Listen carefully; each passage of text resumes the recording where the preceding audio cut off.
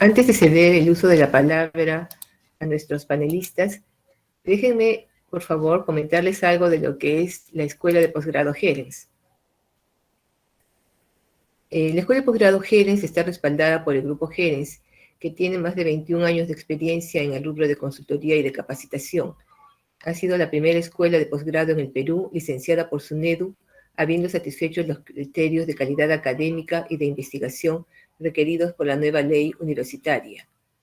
Cuenta con alianzas estratégicas con la Colorado School of Mines y también con la Colorado State University, esta última especializada en los recursos naturales y la industria del agua. En la escuela se pueden distinguir los siguientes tipos de trabajo. En primer lugar, la parte de posgrado con la maestría en gestión minera. Y luego, rubro de capacitación ejecutiva con diplomados y programas en temas como gestión minera, costos, proyectos, construcción, gestión de activos, habilidades personales y gerenciales.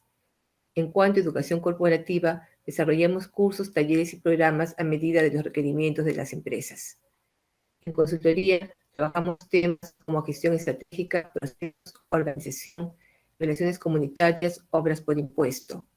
En cuanto a investigación, estamos en la línea de economía y finanzas, gestión estratégica, operaciones y desarrollo sostenible.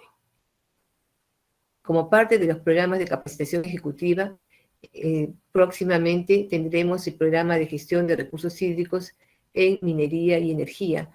Este programa tiene como objetivo fortalecer las capacidades de gestión de gerentes, profesionales y funcionarios para contribuir a la creación de valor a través de la toma de decisiones concertada en el uso óptimo del recurso agua, reduciendo el nivel de conflictividad bajo un esquema de desarrollo sostenible. Como pueden ver en la pantalla, está estructurado en 4 grandes módulos. En el primero veremos los fundamentos y estrategia respecto a los recursos hídricos.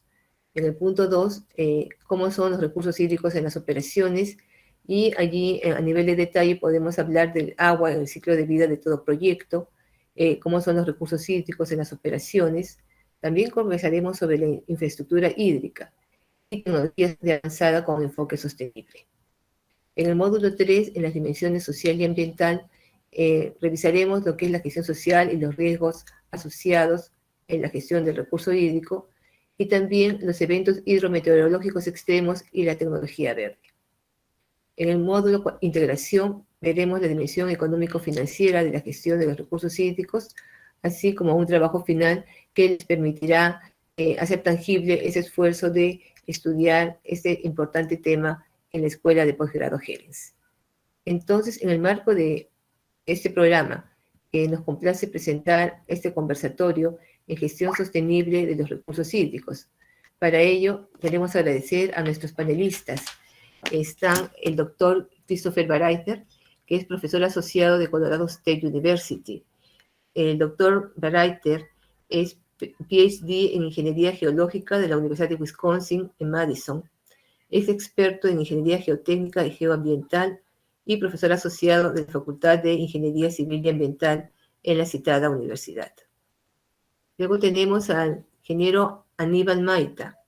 Él es ingeniero civil por la Universidad Nacional de Ingeniería, con estudios en Ingeniería de Recursos Hídricos en la Universidad Agraria La Molina. Tiene más de 30 años de experiencia en proyectos hidroenergéticos, presas, recursos hídricos y similares. Él es actualmente subgerente de seguridad de presas en Statkraft, una empresa importante en el rubro de energía hidroeléctrica. Y finalmente, me complace presentar al doctor Vinio Flores. Él tiene un doctorado y un Master of Science en Ingeniería Civil Ambiental por Colorado State University. Es ingeniero agrícola de la Universidad Nacional Agraria La Molina. Es ingeniero profesional e ingeniero ambiental certificado en Estados Unidos y posee una muy amplia experiencia en la gestión del agua en términos de gerenciamiento y así como de consultoría. Sin más, cedo la palabra a Vinio para que pueda conducir la reunión. Muy buenas tardes, muy buenas noches, damas y caballeros, bienvenidos. Voy a compartir mi pantalla. Bueno, muy buenas tardes, muy buenas noches a todos ustedes. Encantado de estar nuevamente en este foro. Voy a poner si ustedes me permiten, mi puntero, si se lo pueden ver aquí. Miren, cuando enseño algunas clases a los alumnos en Jerez, siempre les muestro este gráfico y les digo, ¿qué proyectos? ¿Pueden ustedes identificar qué proyectos son estos? Y generalmente tenemos una interesante discusión, no la vamos a tener hoy día, obviamente, pero de las 4 fotografías que ustedes ven, solamente uno es proyecto minero y no los 4. Eso quiere decir que en el campo de la energía y de la minería hay muchos puntos en común. Muchos de los subsectores de la energía son sectores relacionados a la actividad extractiva. Y se tienen, obviamente, un uso y una gestión del recurso hídrico en todas sus fases. Como ustedes bien saben, el recurso hídrico está ligado naturalmente a diferentes actividades, a diferentes procesos dentro de la cuenca hidrográfica y fuera de la cuenca hidrográfica. Por ejemplo, este es el caso en la cual tenemos una operación minera, como ustedes pueden ver acá, que ese es un primer anillo dentro de la operación minera. Luego viene un segundo anillo en la cual está involucrada básicamente el uso y disposición del agua, pero relacionada a esta misma operación. Pero hay un tercer anillo que, como ustedes pueden ver acá, que también tiene enlaces al recurso hídrico en todas sus fases, está más relacionada a la área de impacto o al área del área de impacto, bien sea directa o indirecta. Entonces, toda actividad, esta podría ser también una actividad de una operación de energía en general o de alguna otra. No hace mucho terminamos la primera fase de un proyecto muy interesante con una iniciativa que se llama RIMAI, que es el Centro de Convergencias y Buenas Prácticas Minero-Energéticas, apoyado por el BID y, por supuesto, con el gran apoyo del Ministerio de Energía y Minas. En esta actividad tuvimos una serie de talleres y unos análisis de estudios de casos de mejores prácticas, pero no solamente en ese primer anillo dentro de una operación, sino alrededor y fuera en el área de influencia de esa operación. Analizamos muchos casos de mejores prácticas, que muchos de ellos replicables en casos muy interesantes, ¿no? Pero en este momento quisiera yo mostrarles, porque en esta presentación tenemos, como ustedes pueden ver, tenemos 3 personas que van a presentar diferentes temas. Me sigue el doctor Berthier de la Universidad del Estado de Colorado, y él va a enfocarse en la parte de la gestión del recurso hídrico, pero dentro de la actividad minera, específicamente relaves. Y me sigue el ingeniero Aníbal Maita, que nos va a explicar cómo la gestión de los recursos hídricos está fuertemente enlazada, obviamente, en la actividad eléctrica, especialmente en hidroelectricidad. En este caso, yo me voy a dedicar a dar solamente unas palabras iniciales acerca de energía. Miren, en energía hay 3 grandes subsectores. Uno de ellos es el upstream, otro es midstream, downstream, ustedes lo pueden leer. Realmente eso significa cauce arriba o vertiente arriba, no necesariamente aguas arriba. A veces no es... usamos esta palabra también nosotros en gestión de recursos hídricos, pero en sector de energía realmente es vertiente arriba. Entonces, este upstream está basado básicamente en la explotación y producción de petróleo y gas, por ejemplo. en esta área del midstream está el transporte de estos productos, como ustedes lo pueden ver, y está también la generación de electricidad por otros medios que no necesariamente son de petróleo y gas. Y en la parte, en vertiente abajo, tenemos estas industrias que producen una serie de productos, plásticos, por ejemplo, que son hechos de hidrocarburos, y otros productos, fertilizantes, etcétera, etcétera. Me gustaría ahora, básicamente, darles alguna muy pequeña reseña acerca de la exploración y producción de gas natural. Y este caso he tomado al ejemplo de Perú, en la cual el recurso hídrico está presente, como ustedes pueden ver, este es Camisea, como ustedes pueden ver, hay cuerpos de agua alrededor, o sea, tiene que ver no solamente en la producción y explotación de este gas, sino en todo su trayecto, está ligado a la gestión del recurso hídrico. Obviamente en sus diferentes fases, construcción, operación y algún día en su cierre. Quisiera mostrarles este gráfico que no es del Perú, pero es de un sistema interesante en la cual yo trabajé en el estado de Pensilvania. Esto se refiere a una empresa que explotaba gas natural, y esta empresa, su más grande dirigente, ¿no? su gerente general, pensó que realmente tenía que de alguna forma esa agua que sea usada, esa agua que ellos usaban, muchas de esta agua tal vez no retornada a la superficie de la tierra, quiso hacer una contribución de tal forma de que ellos sean neutrales en el uso del recurso hídrico.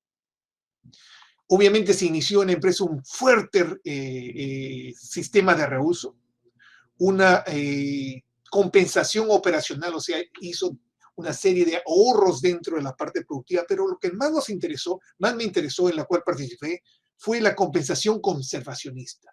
Y esto consistió en voy a pasarme hasta la última. Ustedes pueden ver estas lindas áreas que están aquí en esas zonas aledañas a esa producción. Bueno, estas zonas no eran así, no se mostraban de esa forma. Eran zonas que eran como estas. Eran minas abandonadas en los Estados Unidos. Como ustedes pueden ver, tal vez no pueden ver muy bien porque las letras son pequeñas y hay muchas cifras, pero lo que quiere decir es lo siguiente. En Estados Unidos hace más de 150 años hubo una gran cantidad de minería que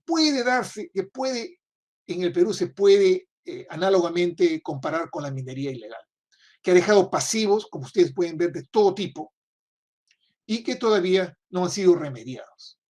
Entonces, esta empresa decidió remediar estos pasivos, limpiar estas aguas y estos ecosistemas, y regresarlos al medio ambiente. No necesariamente usarlos, simplemente regresarlos. Y ustedes pueden ver que esto, lo que está en azul, lo que ustedes ven en azul, fue el recurso usado. Aquí están millones de barriles el barril, que es un término muy usado en petróleo, en el área de petróleo y gas, ¿no? Que tiene 52 galones, un barril tiene 52 galones. Y ustedes pueden ver en esta línea azul cuánto se reusó, cuánto se compensó con estas prácticas. Se hicieron una serie de restauración de humedales, una restauración también de otros cuerpos de agua que no eran humedales, que estaban totalmente en deterioro, y se crea esta nueva agua y se provee un crédito de agua fresca retornada al medio ambiente, ¿no? Se hicieron 10 proyectos mayores desde el 2014. Ustedes pueden ver aquí la cantidad de agua que se conservó. Y estas áreas no eran así antes. Pero después de este trabajo muy prolijo, se logró regresar a la naturaleza. Entonces, este índice que le había mostrado en algunos minutos, este índice, realmente el agua usada fue mucho menos que estos 3 tipos de agua que se había conservado, reusado y obviamente recobrado por estos humedales, ¿no? Unas reflexiones finales en general acerca de recursos hídricos, no necesariamente del caso que les he presentado, es que, y que muchos de ellos fueron discutidos en estos talleres que les había mencionado al comienzo, es la importancia de la gestión integrada de este recurso. Pero muy importante, con una participación multiactor. Nosotros no nos podemos dar el lujo de tener un monoactor. Incluimos en nuestros trabajos los 4 grandes estamentos, los 4 grandes actores que tenemos, ¿no? Que son el gobierno, la sociedad civil, la empresa privada y obviamente la academia. ¿No? Son los 4 grandes elementos que necesitamos para poder hacer y concluir esta gestión integrada de los recursos hídricos. Siempre agregando valor en esas 3 zonas que les había mencionado, en las 3 zonas de gestión, obviamente con un gran desafío que es innovación en la cadena del valor. No, estamos todavía en una pandemia global, tenemos una serie de retos con la cadena del valor, y tenemos que ser totalmente innovadores, de tal forma de agregarle valor. 2 temas más finales para terminar, es acerca de la responsabilidad social y el valor compartido. Son dos conceptos diferentes, ¿no? Responsabilidad social, como ustedes ven aquí, es justamente esa responsabilidad que uno tiene. Puede ser una empresa privada, puede ser un ente gubernamental que tiene una responsabilidad social y obviamente de conservar y preservar el medio ambiente. Ahora, el valor compartido es algo más que eso, es diferente. Por ejemplo, imagínense que la responsabilidad social sea un pastel, en la cual una sección le corresponde a cada elemento de un cierto proyecto, ¿no? El valor compartido es hacer ese pastel más grande, de tal forma de que todos ganemos con él. Esta es mi presentación. Yo creo que voy a parar aquí para darle paso a Chris. Por favor, Chris. Bueno, muchas gracias. Buenas tardes a todos. Como Vinny dijo, como mi charla chiquito va a enfocar más o menos en la industria minería. Entonces, la primera pregunta en que yo quiero empezar esa charla es cómo será la industria minera en el futuro. Esos solamente son mis pensamientos. Por supuesto, será más avanzado tecnológicamente. Entonces, hay más automación, hay muchas oportunidades para avanzar sensores in situ, tener visitas virtuales. Entonces, hay un montón de oportunidades y todo eso es enfocado para manejar, para la gestión de agua mejor. Tenemos un estándar nuevo, que es el Global Industry Standard Tailings Management, que está enfocado en todas las fases de ciclo de vida de una mina. Entonces, ¿qué significa eso? Es que no podemos tocar la tierra, no podemos extraer nada, un mineral, antes de pensar en cómo será ese sitio, ese área de una mina al fin del proyecto. Entonces tenemos que pensar en todas esas oportunidades para saber cómo será todo en el futuro. Toda la mina va a ser más grande. Entonces sabemos que la cantidad de minerales que necesitamos en la sociedad está aumentando muchísimo. Y para eso la industria sigue creciendo. También será más escrutada. ¿Qué significa eso? Es como si ustedes han leído mucho de las noticias en los últimos años, sabemos que había algunas fallas muy importantes, con gran fallecidos de muerte de personas, son muy tristes. Pero ¿qué cambió eso? Es como la licencia social a minar ha empeorado mucho. Entonces, ahorita, si hay una falla, hay un problema en una mina, ese va a lanzar a las redes sociales y circular todo el mundo en como un segundo. Entonces, la industria tiene que cuidar mucho que ellos están haciendo. Significa que ellos tienen que invertir más dinero y más tiempo en todo lo que ellos están haciendo. Ese es un gráfica que muestra la mina moderna. Y por supuesto es la mina de la futura también, solamente sería más grande. La mina moderna procesa grandes cantidades de mena, los cuales requieren como agua para moler y liberar los minerales y instalaciones de relaves para contener los relaves. Entonces, ese círculo aquí es donde estoy enfocado en mi trabajo, en mis investigaciones, aquí donde vamos a liberar y procesar toda la mena. Significa que ese área requiere muchísimo agua. Ese es todo el proceso ahorita está a procesar mojada. No está, yo creo que hay algunas investigaciones para cambiar ese proceso a procesar piedra seco, pero ese no existe ahorita. Entonces, con toda ese agua, una manera más fácil para manejar como todos los relaves con todos los minerales y los partículas con más o menos un tamaño de arena y más fino que eso, que no tiene valor, es una mezcla con mucho agua que la gestión más fácil es para bombear eso en un tubo grande y depositar todo detrás de una presa de relaves. Entonces, mis preguntas aquí es como los recursos hídricos son usados en el procesamiento de minerales y la gestión de relaves. Es como yo dije por qué, porque ese es el proceso ahorita. Entonces, ¿cuáles son las prácticas de aquí? En más o menos donde estoy enfocado en cómo podemos mejorar la gestión de relaves y cómo podemos mejorar. Esa gráfica muestra, ese es un foto que yo tomé, muestra como relaves. Ustedes pueden ver como ese es en forma líquido, pero es una mezcla de partículas sólidas y también agua, muchísimo agua. Y esa es una figura que muestra una presa de relaves.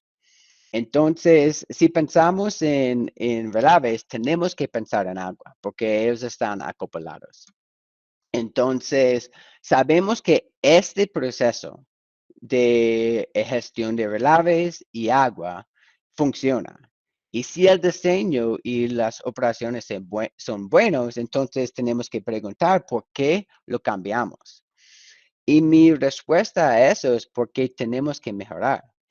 Si pensamos en ese proceso, si todas las minas en todo el mundo, vamos a tener como una presa que está lleno de relaves, medio de agua. Ese es mucho agua que es un recurso que debemos reciclar y usar en otras maneras. Y también esa gráfica muestra como dos datos muy importantes. Una es como si queremos cambiar, por ejemplo, ese es como la cantidad de metal que necesitamos para construir un carro eléctrico, es muchísimo más que un carro convencional que funciona en gasolina. Y si todo el mundo quiere cambiar a eléctrico, necesitamos más minerales, significa más más minería. Y también la generación de electricidad. Si queremos cambiar para tener más como fuentes de energía que son sostenibles, que pensamos en el viento y usando el sol, mira, eso está buenísimo, pero en verdad para construir esos requiere más minerales. Esa figura aquí a la derecha de la pantalla muestra más o menos una aproximación de todos los relaves en el mundo. Y ustedes pueden ver, ese es Nueva York. Si ustedes conocen Nueva York y si ustedes han estado allá, es grandísimo. Entonces, ese muestra la cantidad de relaves que están ahorita en el mundo. Y ese gota significa más o menos la cantidad de que estamos haciendo todos los años.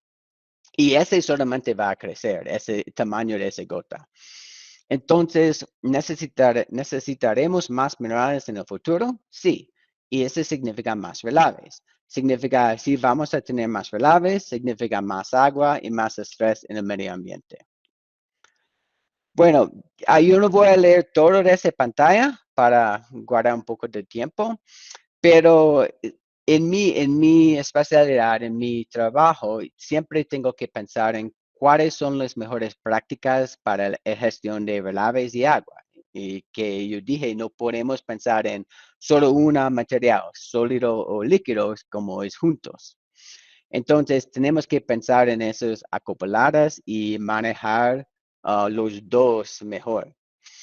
Entonces, lo más importante es eso, como nuestra responsabilidad como ingenieros, es como evaluar todas las prácticas para desarrollar un plan que considerar toda la vida de la mina y las instalaciones de relaves. Y para terminar, podemos discutir más después de la última presentación. Algunas de mis reflexiones finales. La industria de minería solamente puede crecer para satisfacer la demanda de minerales en la sociedad. Si alguien piensa que podemos reducir, ese no es una posibilidad. La única manera que podemos mejorar en toda la vida es para tener más minas, más minería. Tenemos que mejorar continuamente. ¿Qué significa eso? Por ejemplo, es que tenemos que innovar soluciones para aumentar la cantidad de agua reusada en una mina. Es como ese es porque me encanta mi trabajo en la universidad y también en la práctica, porque yo quiero innovar soluciones con mis estudiantes y a través de investigaciones y cómo implementar una solución. Y tenemos que pensar en largo plazo. Como una pregunta es como, ¿cuáles son las acciones que podemos hacer hoy que pueden mejorar la mina mañana y durante toda la vida? Entonces, no vale la pena para hacer algo hoy que solamente va a tener un impacto mañana. Tenemos que impactar para toda la vida y la próxima generación. Bueno, muchas gracias. Voy a pasar a Aníbal. Bien, buenas noches con todos. Como mencionó Minio y Chris, o sea, la vida sigue su cauce, ¿no? Entonces, pues, para justamente seguir siendo sostenibles, se va a requerir energía. Y una energía que tiene ya historia y que viene de atrás, actual y tiene futuro, es justamente la generación hidroeléctrica, ¿no? Vamos a empezar muy rápidamente con algunas características, unas singularidades y centrarnos un poco en la gestión y qué nos puede esperar a futuro el aprovechamiento sostenible del recurso hídrico justamente para la generación hidroeléctrica.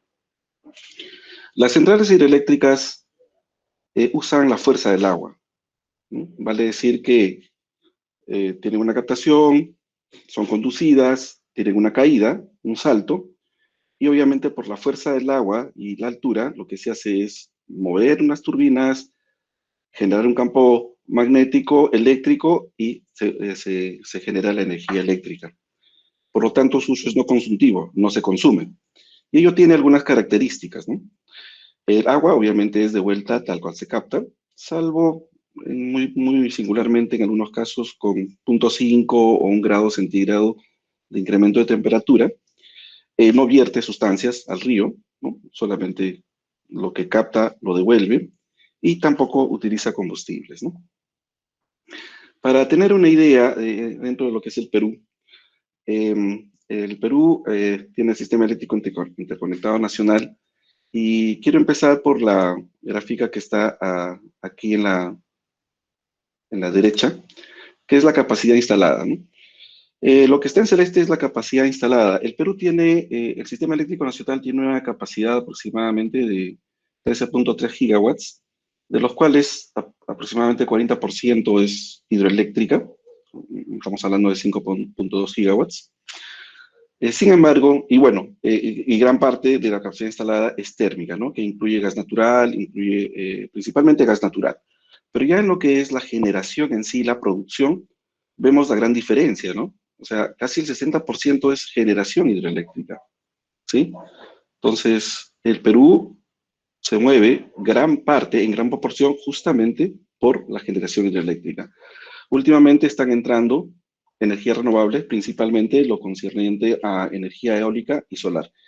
Y obviamente hay un porcentaje importante que es gas natural u otros combustibles. ¿Sí? Otra cosa importante, ya centrándonos un poco más, es el tipo de centrales. Para cualesquiera de estos tipos de centrales, lo importante es cómo vas a gestionar el recurso hídrico. Empecemos por una que es más simple, como su nombre lo dice, centrales de pasada. Tiene una captación, una aducción y una devolución. No tiene más que una infraestructura mínima necesaria para aprovechar el recurso hídrico. Un ejemplo, Yanango, ¿no? Si seguimos avanzando, ya tenemos tenemos centrales con embalses estacionales. ¿Qué quiere decir esto? Que estos embalses estacionales nos permiten almacenar aguas en época de venidas para utilizarlas en época de estiaje, cuando los caudales por naturaleza disminuyen. Ahí ya hay construcciones, hay una gestión también para construir presas, ¿no? O una infraestructura que permita aprovechar justamente estas aguas, ¿no? Y obviamente donde se puedan almacenar, que tengan las características para poder almacenarlas. Por dar unos ejemplos, tenemos la central de Matucana, acá al este de Lima, Machu Picchu, Yaupi, que está en la ceja de selva, ¿no? Si seguimos avanzando, ya tenemos centrales con embalses estacionales y reservorios de regulación horaria. El objetivo de estos reservorios de regulación horaria, como su nombre lo dice, es empuntar. Recuerden que la demanda generalmente en la madrugada empieza bastante bajo, hay un pico a las 8, 11 del día, y a partir de las 6 de la tarde, pues el consumo de energía se incrementa. Y obviamente la oferta tiene que seguir esa demanda, ¿no? Y una de las razones de tener estos embalses de regulación horaria es abastecer esas horas de mayor demanda. Como ejemplos tenemos Malpaso y el complejo Mantaro, ¿no? Y si vamos más allá, ya tenemos las centrales que tienen regulación estacional, horaria y embalse, y embalses de compensación. Acá sí, centrarnos un poco en lo que es la gestión, ¿no? Con un ejemplo, el 2009 se empezó la construcción de la central hidroeléctrica Chévez, ¿sí? En el río Guaura, entre Churín y Sayán. Y como sabemos, acá ya tanto aguas abajo y aguas arriba ya se tienen otros usos, principalmente en el Valle de Guaura. Entonces, desde el momento en que uno concibe el proyecto, desde el momento en que hace la construcción y la operación, ya tiene que pensar en que lo que uno haga tenga con lo que uno haga como una central hidroeléctrica, pueda tener una gestión con otros usuarios, ya sea que hayan llegado con antelación o usos digamos, antes o de prioridad frente a lo que es el uso energético, y también los que puedan ir presentándose más adelante. Entonces, Chévez tiene un reservorio de emputamiento, el reservorio Checras, pero eso lo que hace es desplazar el caudal. Mejor dicho, en las mañanas puedes estar con un caudal bastante bajo, porque el sistema así lo requiere, y a este rato, a estas horas, estás a toda máquina, contra más de 30 metros cúbicos por segundo. Pero uno no le puede entregar al valle ese desfase. El valle tiene un consumo permanente, ¿sí? Por lo tanto, uno tiene que tener, valga la redundancia, un embalse de compensación de tal manera que el valle tenga la cantidad de agua que normalmente debe tener o tiene para su actividad, ¿sí? Entonces, acá, diciéndolo de una manera simple, lo que ocurra en la central, el valle no debe sentirlo. Entonces, y eso es importante, ¿por qué? Porque es una característica justamente de las centrales. Se pueden adaptar o se adaptan a lo que puede ser la gestión integral de los recursos hídricos con otros usos. Otro ejemplo, no voy a entrar en detalle, pero sí todos lo sabemos, es justamente la cuenca del río Rímac. Como sabemos, Lima se abastece para consumo de agua potable principalmente en el río Rímac. Y como vemos en el río Rímac, hay varias centrales hidroeléctricas, más de 4. Es una manera de optimizar o gestionar de manera integrada el recurso hídrico. ¿Por qué decimos que también es eficiente? Porque utilizas todo, salvo en épocas de avenidas, que viene más agua de la que tu capacidad de la central puede tener. Pero si es que viene menos, lo utilizas todo. Prácticamente no tienes desperdicio más que respetar lo que es la parte ambiental y la parte social. Y tiene ojo que hacia futuro va a tener y tiene ya un papel muy importante, un rol muy importante en lo que es el cambio climático, tanto en la parte de mitigación como en la parte de adaptabilidad. La mitigación, como sabemos, es justamente evitar en lo posible el incremento el efecto invernadero con el incremento de temperatura, ¿sí? Entonces, el hecho de tener energía renovable, de esa manera ya estás mitigando. Y la adaptabilidad es la infraestructura en sí. O sea, cómo es que esta infraestructura, no por casualidad tiene de material noble, puede adaptarse justamente a los cambios climáticos y ser resiliente con la operatividad que a futuro se puedan presentar. Otra característica, sí, tiene una huella muy baja de carbono, de agua, etc. Y proporciona una tecnología de almacenamiento muy eficiente. Los embalses, los reservorios, que son estacionales, ¿no? Solamente se adecúan al ciclo hidrológico normal, mientras que sí hay investigaciones y ya se están dando grandes capacidades de almacenamiento de energía, pero competir justamente con este tipo de batería, obviamente esto tiene mucha más ventaja. Y ya como, digamos, características ya netamente de la parte energética, es muy beneficioso para el sector en sí. Le da estabilidad, ¿no? Y la seguridad de suministro. Al decir que genera energía a largo plazo, pues en el Perú tenemos centrales con más de 100 años y están operando a toda máquina, ¿no? Por dar ejemplo, la central de La Oroya viene desde de 1914, su capacidad instalada fue de 9 mega y ahorita produce 8.5, ¿no? Y eso también va de la mano con la gestión del recurso y con la gestión, obviamente, de la operatividad de la planta, ¿no? Es competitiva, se complementa rápidamente con el mercado. Respecto a las energías renovables, tiene un alto factor de planta, o sea, tiene alta eficiencia, ¿no? Y bueno, al decir que tiene larga experiencia y mejora continua, justamente eso permite pues que estas centrales, que puedan tener muchos años, puedan seguir operando, ¿no? Y obviamente es confiable y sostenible en el futuro. Algo importante hacia el futuro, como mencionó Chris, la población va a seguir creciendo, las necesidades van a seguir, ¿sí? Y una manera va a ser la fuente de la energía, venga de donde venga. ¿Y qué mejor que la energía sostenible? ¿Y por qué este gráfico, no? Porque si vemos lo que es generación hidroeléctrica, depende del agua, ¿sí? Y nosotros tenemos agua en más o menos cantidad prácticamente las 24 horas del día en el río. Lo que no ocurre con la energía solar. La energía solar en este momento no, tendrías que almacenarla. Y lo mismo ocurre con los vientos, ¿no? Que hay horas en las que el viento es bastante bajo que no puede mover las palas de los aerogeneradores, ¿no?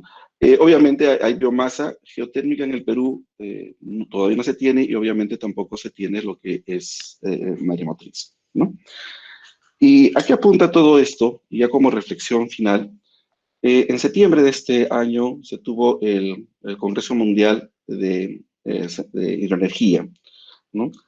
Y fue llevada a cabo en San José, fue el centro principal, fue tipo virtual obviamente, pero digamos se centró bastante en Costa Rica. ¿Y por qué Costa Rica? Porque Costa Rica, toda su capacidad, ya más de un año, su generación, es netamente con energía renovable, con en 70-80% de generación hidroeléctrica. Y el mensaje, y bueno, se hizo una declaración y el mensaje es: la energía hidroeléctrica sostenible es una solución limpia, verde, moderna y asequible para combatir el cambio climático, como hemos tratado de dar unas pinceladas, ¿no? En adelante, la única energía hidroeléctrica aceptable será la hidroeléctrica sostenible, ¿no? Teniendo todas las aristas, tanto netamente técnicas, económicas, ambiental y social. Eso es lo que quería compartir. Gracias. Gracias. Entonces empezaremos la ronda de preguntas. ¿Alguien en la audiencia plantea alguna pregunta para nuestros expositores que han, digamos, comentado desde sus diferentes ángulos, sea de la energía eléctrica, de la cuestión de la presa de relaves o de esas experiencias técnicas, ¿no?, en RIMAI respecto a la gestión sostenible de los recursos hídricos? No sé si alguien en la audiencia quisiera plantear alguna pregunta. Sí. Adelante, doctor Gallegos. Sí, muchas gracias. Ante todo, agradecer y felicitar a los 3 expositores por las charlas tan interesantes y complementarias que nos han dado, ¿no? Y nos muestran la multidisciplinariedad y la amplitud de ángulos que tiene la gestión de los recursos hídricos, en el tema de los relaves, en el tema hídrico, en el tema de la recuperación de cuerpos de agua. En ese contexto, mi pregunta era, ¿cómo se aborda un tema con todos esos ángulos complejos? ¿Cómo se va a abordar en el diplomado de Gerens esta problemática multifacética que traen los retos de los recursos hídricos? Bueno, creo que puedo arrancar, Florita. Realmente da la impresión, posiblemente, de que nosotros 3 hemos estado hablando en 3 idiomas diferentes, ¿no? Que estamos realmente tocando 3 áreas que aparentemente no tienen una gran relación, pero es realmente lo opuesto. Hay una gran relación entre minería y energía. Hay una gran relación, realmente. Porque la minería no se puede hacer si no se tiene la energía. Y al opuesto, el sistema energético, especialmente el sistema eléctrico y no eléctrico, se vive también de la minería. Se necesitan metales para hacer ductos, plantas de tensión, etcétera, etcétera, ¿no? Yo creo que hay una gran relación entre estas partes. Nosotros pensamos en nuestro programa tocarlas, obviamente con cierto grado de individualidad, pero también una forma conjunta, porque al final existen retos y oportunidades comunes. Por ejemplo, el gran reto del cambio climático, que tiene impactos realmente bastante potentes en cada uno de estos sectores. Conversando, por ejemplo, con los bancos de desarrollo bancos de desarrollo y bancos privados, ¿no?, que también en buena forma promueven el desarrollo, tienen ahora muy especial cuidado en financiar proyectos hidroeléctricos, por ejemplo, especialmente aquellos que están basados de aguas que vienen de glaciares o zonas donde el agua es almacenada de una forma sólida, como es el hielo. Entonces, por ejemplo, tiene un gran efecto. En el campo de la minería, también los patrones hidrológicos han cambiado, y yo creo que lo importante que Chris ha mencionado y que tal vez se lo está esperando para hablar de final es acerca de esa nueva forma de no solamente gestionar relaves o relaveras, sino esa nueva forma de hacer relaves, que son los relaves secos, ¿no? Un gran reto Y toda esta información que tenemos, incluyendo las últimas innovaciones en cada estas ciencias, van a estar involucradas, ¿no? Es nuestro objetivo no solamente mostrar lo que se viene haciendo, sino lo que viene en el futuro. En fin, me gustaría que Chris y Aníbal puedan ustedes añadir a la pregunta de Armando. Bueno, por mi parte, yo creo que yo no tengo tanto más para añadir a eso, porque yo creo que Vinny contó muy bien todo eso. Solamente por mi parte en la gestión de relaves, siempre estamos pensando en cómo podemos mejorar agua. Entonces voy a aprovechar como desarrollar todo mi contenido con la idea centrado en el agua. Y no sé, es un poco más de mi parte. Sí, solamente complementar que todo ello tiene que ser sostenible. ¿Qué quiere decir esto? Que nos conectemos con las generaciones futuras. Cualquier actividad que hagamos ahora tiene que conectarse con las generaciones futuras. ¿Y ello qué implica? Una gestión. ¿De qué? Por ejemplo, el recurso hídrico, en este caso, que es transversal a todo. Y es un bucle, ¿no? Minería, energía, gas, etcétera, ¿no? Eso nomás quería complementar. Gracias.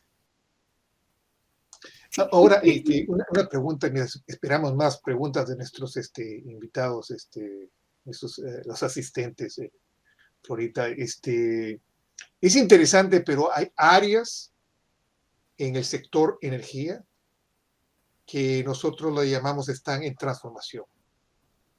No queremos usar la palabra desaparición, pero el sector minero no es así. El sector minero está boyante y tiene, como lo ha dicho Chris, necesitamos, y como lo has dicho tú, Aníbal, se está pensando poner probablemente más plantas eólicas, usar sistemas más ambientalmente amigables, y se necesitan, por lo tanto, los productos de la minería. Pero hay sectores, hay subsectores en el campo de la energía que van a cambiar radicalmente. Y sus empresas están ya cambiando radicalmente.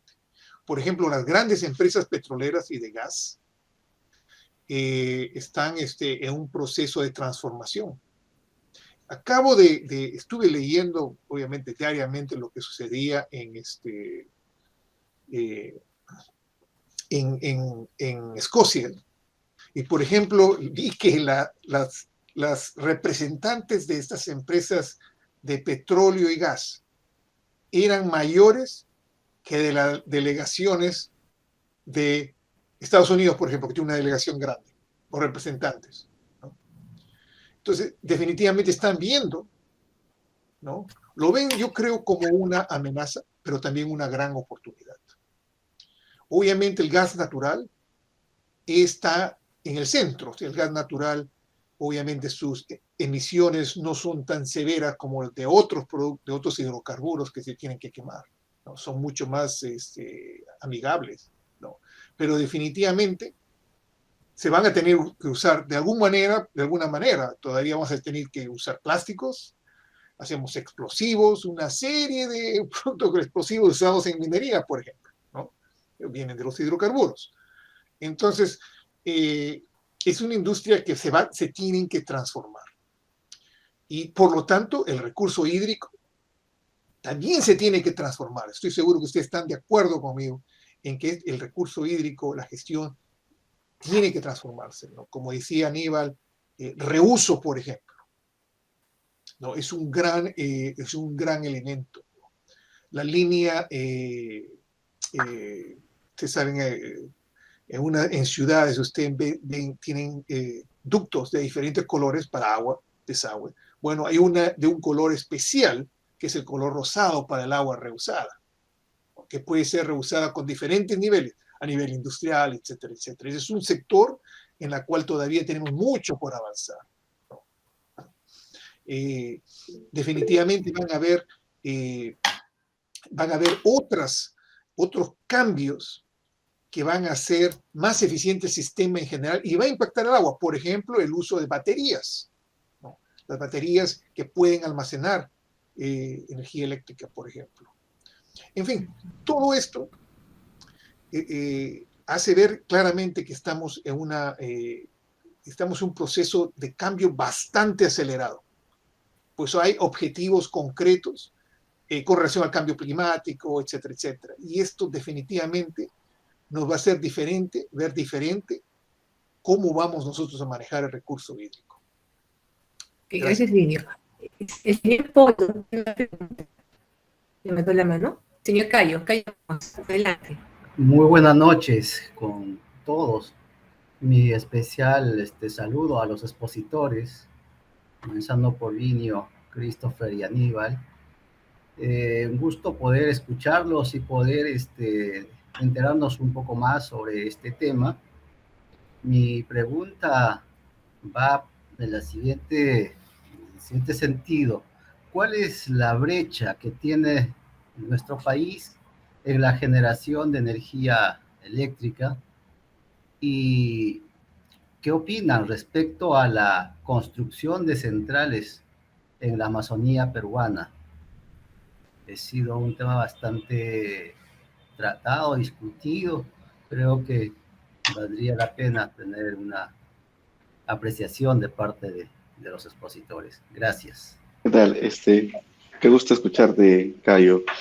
Bueno, mira, actualmente, ahorita, respecto a la oferta y demanda, el Perú está tiene un parque muy amplio, o sea, hay una capacidad instalada mayor a la demanda. O sea, en este momento, y por lo menos en el corto plazo, estimamos 4 o 5 años, más o menos no habría una brecha, ¿no? Un déficit, como sí lo ha habido probablemente hace 20 o 30 años atrás.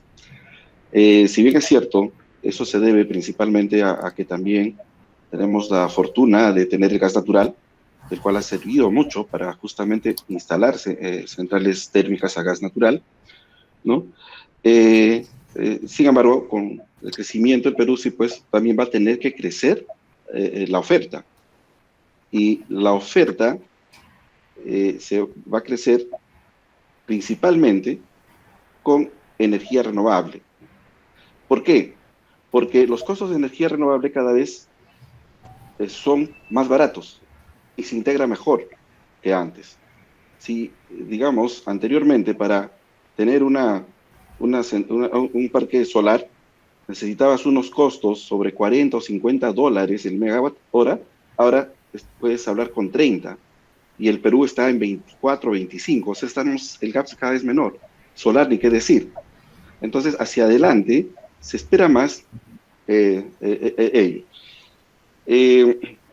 Teniendo en cuenta que la capacidad que tenemos, que son 5 gigawatts actualmente, no es que eso no va a desaparecer, eso va a continuar, ¿no?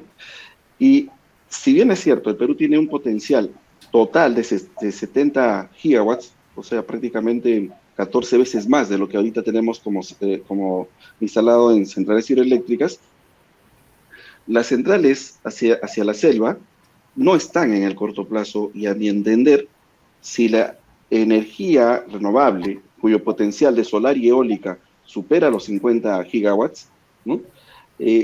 Crece, pues en la selva ya no se tendría la necesidad de construir estos grandes proyectos que en algún momento sí los hubieron. ¿A dónde apuntaría? A que las centrales actuales vayan mejorando, vayan innovando, vayan teniendo una mejora continua, optimizando el recurso, optimizando sus operaciones, y donde todavía hay, digamos, puntos en los que se pueda construir, pero principalmente selva alta o en la vertiente del Pacífico, se tendría que hacer. Gracias. Gracias. Sí, yo tenía una pregunta para el doctor Christopher. Usted está comentando que para futuro deberíamos pensar en la cuestión de que haber más minerales significa más relaves, y más relave, más uso de agua. Y una solución sería utilizar los relaves secos, ¿no? Entonces me preguntaba, Esta nueva tecnología de instalar relaveras para relaves secos, ¿será para las nuevas minas o también es posible que en las actuales que están funcionando con, digamos, relaves húmedos, esto es posible hacer este cambio? ¿Y en qué consistiría principalmente, si se pudiera de alguna manera resumir, esta nueva tecnología? Bueno, voy a intentar a contestar esa pregunta. Bueno, Sí. cuando yo pienso en relaves secos, hay dos como maneras que yo puedo pensar en eso. Una es que si podemos reducir o quitar toda el agua para procesar los minerales, para como pulverizar la roca. Y ese no existe ahorita. Entonces, si vamos a visitar cualquier mina, el proceso para pulverizar las piedras grandes a piedras chiquitas, más o menos es toda la mina, Sí. ¿sí? Requiere muchísimo agua. Entonces, ese proceso no existe ahorita. Si podemos como desarrollar eso, sería un gran avance en el proceso de minerales. Ese es un tema. Otra es si podemos hacer relaves filtrados. Y ese existe, pero ese no existe en una escala que va a apoyar, por ejemplo, las minas en Perú de cobre. Las minas en Perú de cobre producen como millones o como Sí. 200, 300 miles toneladas de relaves cada día. Entonces, para instalar un sistema de relaves filtrados que va a como reciclar mucho de agua, es demasiado caro ahorita. Y entonces, ese es sigamos desarrollando ese tema para reducir el costo, o si no podemos reducir el costo de eso, tenemos que pensar en si podemos mejorar y producir los relaves filtrados hoy en día. Ese va a disminuir el costo para cerrar la mina en el futuro. Entonces, ese es por qué tenemos que pensar en largo plazo para instalar instalaciones hoy que probablemente son más caros. Y para la última pregunta, ese existe para cualquier mina. Puede como minar otra vez las instalaciones de relaves de como hace 100 años que probablemente tiene minerales de valor en esos. Y para cerrar mejor o también como una mina que está operando hoy o una mina en el futuro. Gracias. J. Paul no quería conversar, levantó la mano varias veces. No sé si todavía tiene ahí la pregunta, por favor. ¿La quiere decir de viva voz o lo puede escribir en el chat? ¿Sí me escucha? Buenas noches.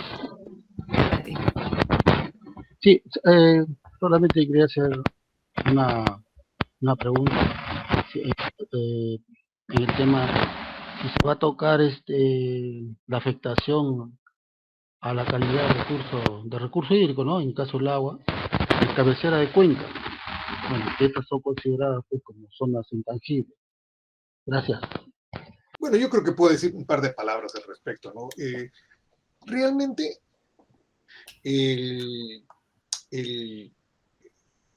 nuestra conversación siempre se basa en esa protección y conservación de la cuenca, no solamente de una determinada zona, ¿no?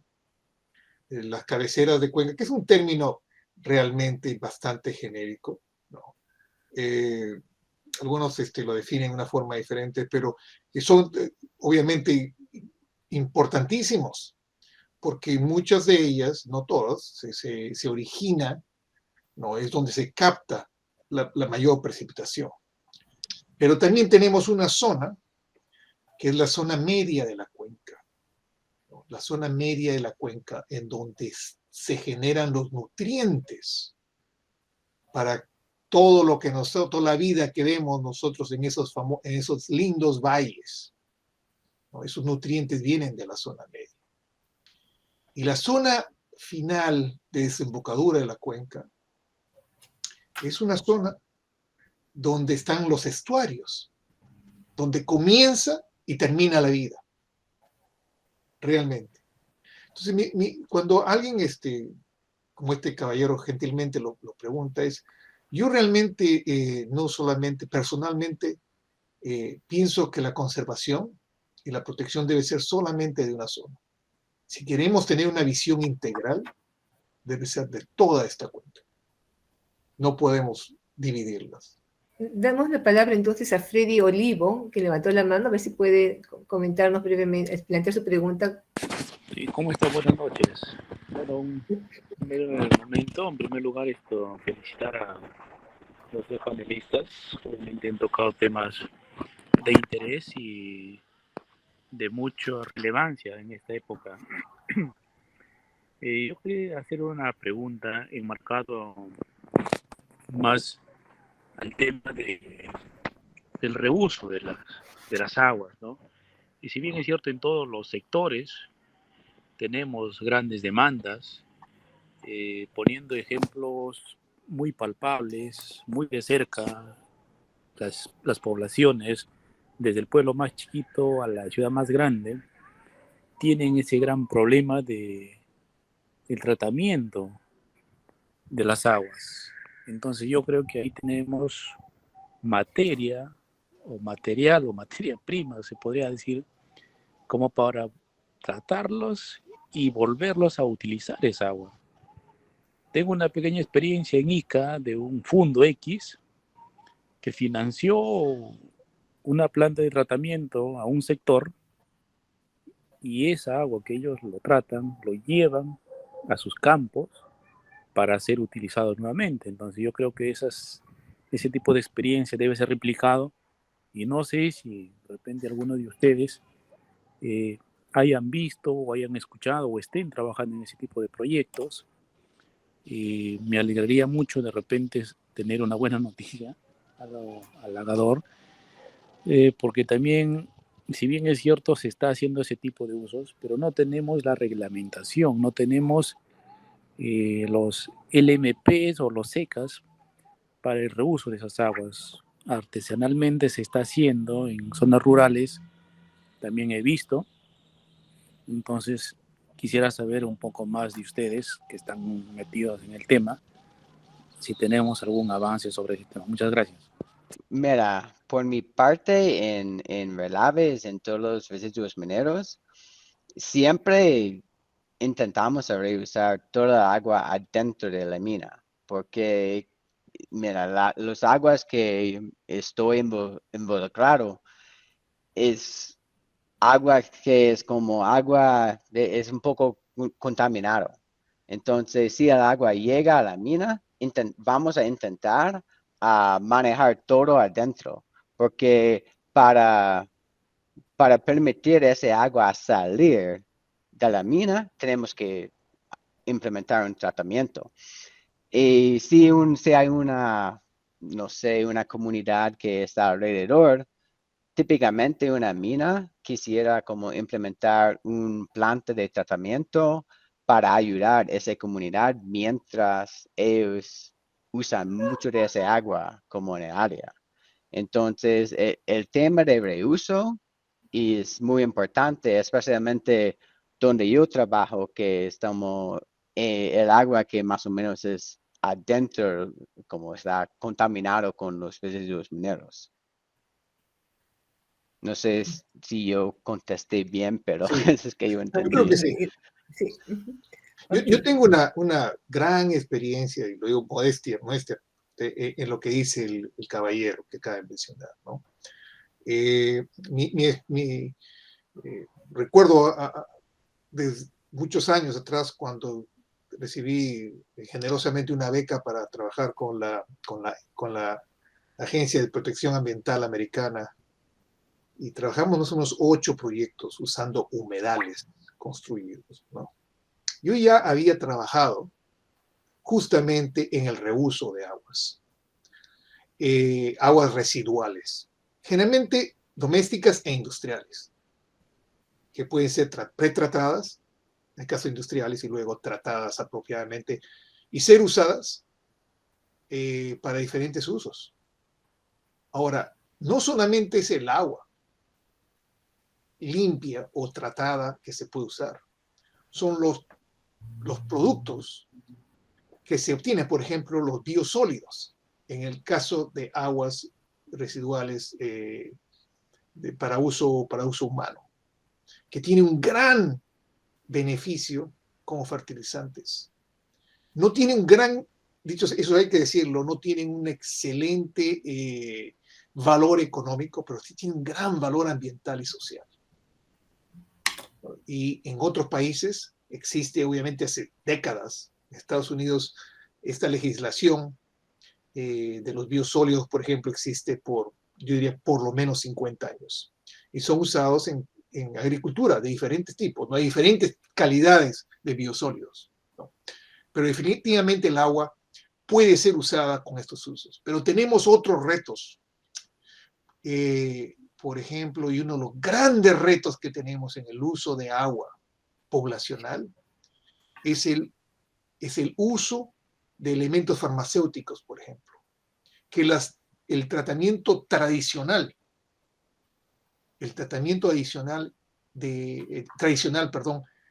no lo contiene.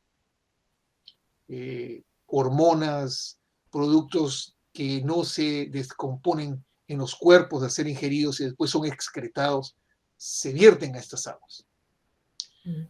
Acaba de ser aprobada hace unos días, acaba de ser en una primera instancia aprobado un proyecto trillonario en Estados Unidos de infraestructura, en el cual agua tiene un tremendo rol, y hay una tremenda cantidad de dinero. Esa justamente, ahí se van a instalar y modernizar infraestructura que va a contener esta forma de contaminación que antes era mucho menor y no que se pensaba que era tan alta. Simplemente para terminar, los humedales son unos verdaderos pulmones que ayudan a la limpieza de estas aguas. En Orlando, por ejemplo, hay una planta de tratamiento primaria y secundaria y todo el tratamiento terciario se hace en lo que para muchos es un jardín. Uno no se dan cuenta que están en una planta de tratamiento y puede usted tener un picnic, pues se puede reunir a pasar un momento muy agradable en un lugar donde es una planta de tratamiento. Agua que ingresa con ciertos, más que todo tratamiento terciario, me refiero a nutrientes, nitrógeno, potasio, fósforo, que son captados y esas aguas limpiadas después de ese proceso. Okay. Muy bien. Muy interesante los comentarios, Vinio. Igualmente el del doctor Christopher Reiter y del ingeniero Aníbal Maita. Muchas gracias a todos por sus contribuciones a este conversatorio, también a la audiencia que ha planteado preguntas específicas muy importantes, y lo que vemos es que realmente el tema del agua tiene muchas más aristas de las que vamos a tratar en el curso, pero lo que sí es importante es que en minería y en energía, que son los temas en los que nos centraremos, vamos a tener unas conversaciones muy interesantes para tratar de lograr cómo distribuir o tratar mejor el agua, ¿no? Para lograr que esta sea de manera sostenible. No sé si el doctor Gallegos quiera comentar algún detalle final. Me ha parecido muy interesante esta reflexión sobre la interrelación que hay entre minería, agricultura, energía y agua. Es lo que se llama el enfoque de las interrelaciones, ¿no? Y por supuesto va más allá del campo privado y ya entra al nivel de ecosistema. Y hay enfoques de política pública donde se está propugnando precisamente la integración y el uso más racional del recurso hídrico para diferentes fines. Es un enfoque muy importante y creo que lo que hemos conversado hoy día nos da elementos de juicio para mostrar lo importante que es ese enfoque de integración y multidisciplinario. Solo me restaría reiterar el agradecimiento y la felicitación a nuestros panelistas y expositores. Muchísimas gracias. Okay. Muchísimas gracias a todos. Ya saben que el programa va a empezar el día 26 de noviembre. Pueden inscribirse. También ahí tenemos un link para que puedan contestar las preguntas que ahí estamos planteando para tener un feedback de ustedes. Muchísimas gracias a todos por su participación. Muchísimas gracias, Vinio, nuevamente, doctor Christ, ingeniero Aníbal. Gracias. Hasta pronto. Gracias. Gracias. Gracias. Adiós.